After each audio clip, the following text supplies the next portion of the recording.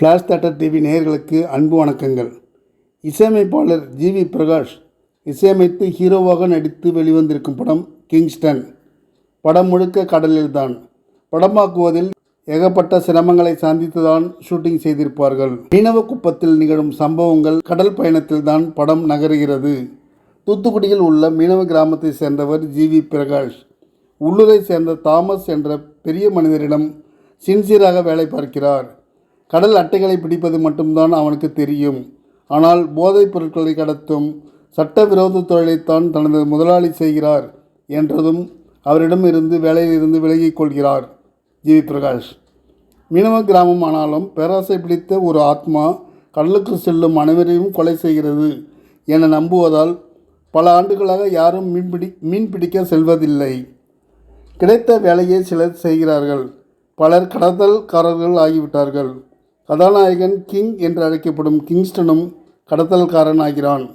நிறைய இளம் பையன்களுக்கு பிடித்த திவ்ய பாரதி தான் படத்தின் கதாநாயகி. அவர் ஒரு சூழ்நிலையில் கடத்தப்பட்ட பிறகு துணிந்து கடலுக்கு செல்கிறார் கிங்ஸ்டன் எனும் ஜிவி பிரகாஷ். உடன் மேற்கு தொடர்ச்சி மலை ஆண்டனியுடன் மேலும் சிலருடன் கடுமையான கடல் பயண போராட்டத்தை கடலுக்குள் செல்கிறார்.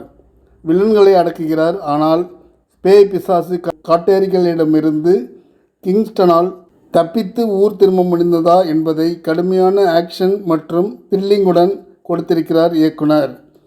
கவலைப்படாத அதே சமயம் துணிச்சல் மிக்கவராக ஜிவி பிரகாஷ் சிரத்தை எடுத்து நடித்திருக்கிறார். நிறைய கேரக்டரின் பெயர்கள் யார் என்னவென்று நிறைய இடங்களில் புரியாமல் குழப்பமும் ஏற்படுகிறது. ஒரு லவ் சாங் அற்புதமாக இருக்கிறது. திவ்ய பாரதிக்கு படத்தின் முதல் பாதியில் வேலையே இல்லை. இரண்டாம் பாதியில் ஓரளவு நிவர்த்தி செய்கிறார். முதல் பாதியில் இல்லாத அளவுக்கு இரண்டாம் பாதியில் பேய் படமாக மாற்றி பேயை ஹீரோ சண்டை போட்டு அடித்து வெளுப்பது துரத்துவது எல்லாம் நம்பும்படியாக இல்லை. நன்றி, வணக்கம். எல்லாருக்கும் வணக்கம். நான் தான் மனஸ்வி.